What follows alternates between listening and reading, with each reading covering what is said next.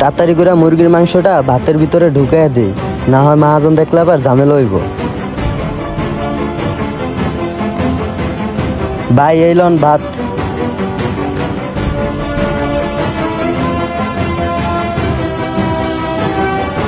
আর এই লন আপনার মুরগির গোশ। আর যদি কিছু লাগে তাহলে আপনি আমারে কোয়েন। আর ঠান্ডা ঠান্ডা খাইবেন, ঠান্ডা ঠান্ডা এনে দিমু। না ভাই, ঠান্ডা মান্ডা লাগবো না, আর যদি কিছু লাগে আপনার বলবো না। আচ্ছা ঠিক আছে ভাই, তাহলে ডাক দিয়েন।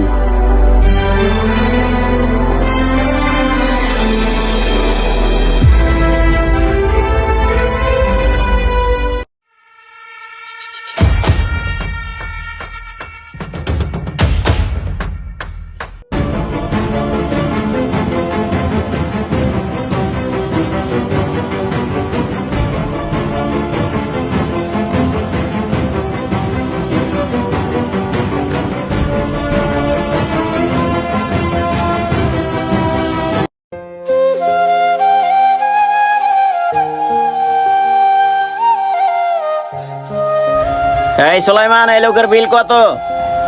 ভাই ওনার বিল 120 টাকা। ও 120 টাকা? হ্যাঁ হ্যাঁ ভাই 120 টাকা। ভাই 120 টাকা আপনার বিল। আচ্ছা ঠিক আছে ভাই, দিতেছি। এই ধরেন আপনার 120 টাকা। আচ্ছা ঠিক আছে ভাই, আবার আইসেন। এই ভাই এদিকে আসো। হ্যাঁ ভাই আসতাছি। জি ভাই বলেন।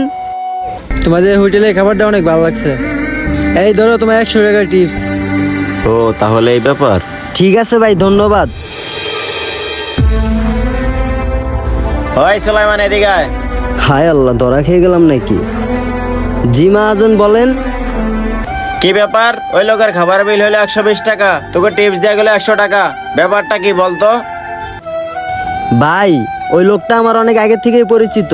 আমি আগে যে হোটেলে কাজ করতাম, উনি যাইতো আগে ওই হোটেলে খাইতে। আর উনি ওই হোটেলে খেয়ে বেরোনোর সময় আমাকে 100 টাকা করে টিপস দিত। এখন আবার উনি এই হোটেলে খাওয়া শুরু করছে, এই কারণে আমাকে 100 টাকা করে টিপস দেওয়া শুরু করছে। ভাই তুই আমার আর শিখাস না, তোর মতো আমার কর্মচারী আরো 30-40টা আমি মানুষ করে তুই আসছি। তোর আর এই হোটেলে কাজ করা লাগবে না, তুই আমার হোটেল থেকে বের হ। ও ভাই কেন আমার কাজ করা লাগবে না কেন? আমি যদি কাজ না করি ভাই, তাহলে তো আমার সংসারটা চালাইতে পারবো না ভাই। দয়া করে ভাই আমাকে কাজ থেকে বের করে দেন না। যেই লোকটা তোকে 100 টাকা টিপস দিয়ে গেছে, ওই লোকটা এই জায়গার কি তুই জানিস? না ভাই জানি না তো। জানবি কিভাবে? শোন তাহলে। শোন মেহেদি, নতুন যে মেসিয়ারটা আসছে সুলাইমান নামে,